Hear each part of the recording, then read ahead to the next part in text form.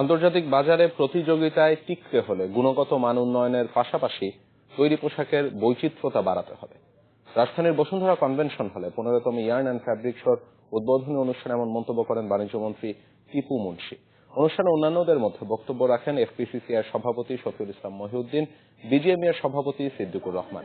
বক্তারা বলেন 2021 সাল নাগাদ তৈরি পোশাক খাত থেকে বছরে $50 বিলিয়ন আয়ের লক্ষ্যে কাজ করছে সরকার।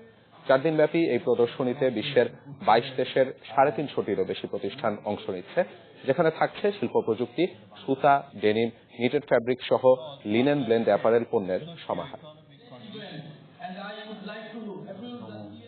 আমার সর্বোচ্চ চেষ্টা থাকবে এই অ্যাপারেল সেক্টরের সমস্ত সমস্যাগুলো দেখা এবং তা থেকে বেরিয়ে এসে আমরা যেমন সেই টার্গেটে ইমিডিয়েটলি $50 বিলিয়ন আর চূড়ান্তভাবে অন্তত 2024 সালের মধ্যে আমরা $100 বিলিয়ন যেতে চাই এবং আমার মনে হয় এটা সম্ভব আমাদের জন্য।